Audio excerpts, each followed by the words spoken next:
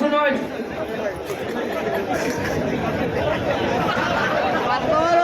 এখন আসছেন মহিলা ভাইস চেয়ারম্যান এবং আমাদের আমি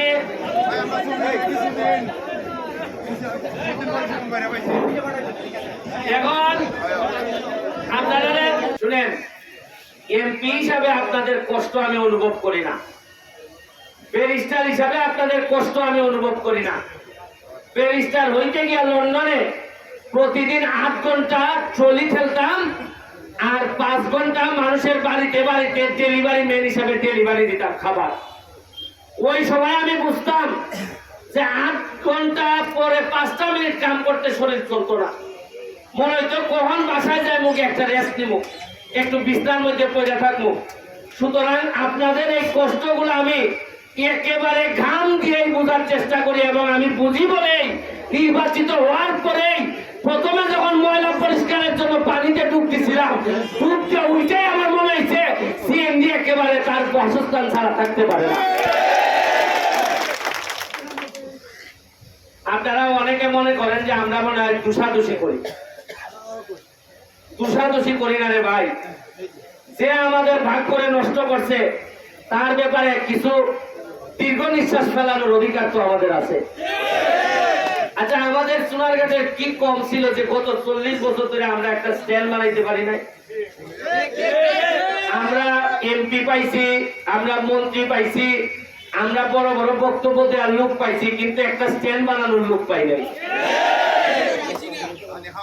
আরে খালি স্ট্যান্ড কেন, আমি তো কথা দিয়ে যাচ্ছি আপনাদেরকে, যদি বেঁচে থাকি প্রতি বছর যে 1 মে হবে, প্রতি বছর একটা অনুষ্ঠান করে আপনাদের জন্য নতুন নতুন সম্ভাবনার কথা আমি আইসা বলে যাব। এই মরা নদীতে বাঁচাইতে গিয়া, নদীটারে বাঁচাইতে গিয়া আর আপনাদের 2টা স্ট্যান্ড করতে গিয়ে এই পর্যন্ত খরচ হয়েছে প্রায় 75 লাখ টাকা। কাদির ভাই আমার বলছে যে 2 লাখ টাকা অন্তত নেই। আমি বললাম কাদির ভাই কার কাছ থেকে টাকা নিতাম?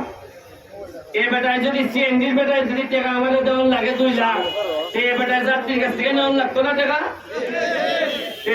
সিএনজির ড্রাইভারও বিপদে পড়বো, যাত্রীও বিপদে পড়বো। আর টাকা আমি তোমার কাছ থেকে কেড়ে নিতাম, রাষ্ট্র এবং শেখ হাসিনা আমার এদিকে টাকা দিয়ে বলাই নিতেছে। কিতা টাকা 10 বছর করছেন, কিতা হিসাব চাইলে তুই বাক তুই বাইরে দেশ থেকে 15 বছর ধরে এই টাকা গেল। আমি দেখি মাত্র 4 মাসে জননেত্রী শেখ হাসিনা আমার 29 কোটি টাকা বরাদ্দ দিচ্ছে। কত কোটি? 29 কোটি। 2 লাখ টাকা দেবেন যায় না সিএনজি রে।